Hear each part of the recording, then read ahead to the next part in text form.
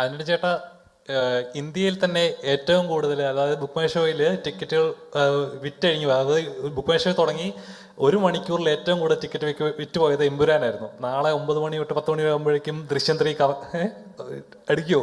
അല്ല, ഈ ഓരോ ചിത്രത്തിന് ഓരോ, ഇപ്പം ഞാൻ മനസ്സിലാക്കുന്നതാണ്. അപ്പോൾ ഒരുപാട് പേര് സിനിമ വിതരണം ചെയ്യുന്ന സമയത്ത് ഓരോരുത്തർക്കും ഓരോ രീതികളുണ്ടാവും.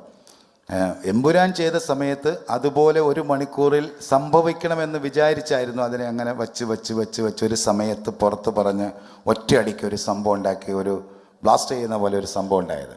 ദൃശ്യം എന്ന് പറയുന്ന സിനിമ നമ്മൾ 10-11 ദിവസം മുൻപാണ് ഇതിൻ്റെ റിലീസിന്, 11 ദിവസം മുൻപാണ് ഇത് ബുക്ക് മൈ ഷോയിൽ ഇത്, അല്ലെങ്കിൽ ഇത് ഓൺലൈൻ, ഇത് ആൾക്കാർക്ക് ബുക്ക് ചെയ്യാൻ പറ്റുന്നത്.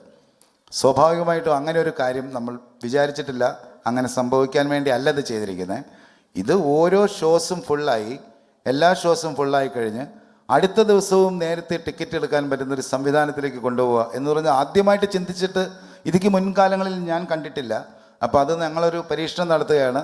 അപ്പോൾ അത് ചിലപ്പോൾ ദൈവാനുഗ്രഹം ഉണ്ടെങ്കിൽ, ഇപ്പം തന്നെ ശരിക്കും നമ്മൾ ഓൺലൈനിലൊക്കെ കാണുന്നത് 3 കോടി രൂപയുടെ ബുക്കിംഗ് കഴിഞ്ഞു എന്നാണ് അറിഞ്ഞിരിക്കുന്നത്.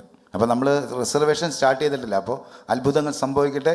അങ്ങനെയുള്ള റെക്കോർഡ്സുകളെല്ലാം നമുക്ക് ചേർന്ന് നിന്നുണ്ടാക്കാം, ആശീർവാദത്തിലൂടെ ഉണ്ടാക്കാൻ നമ്മൾ ശ്രമിക്കാം. Okay, thank you.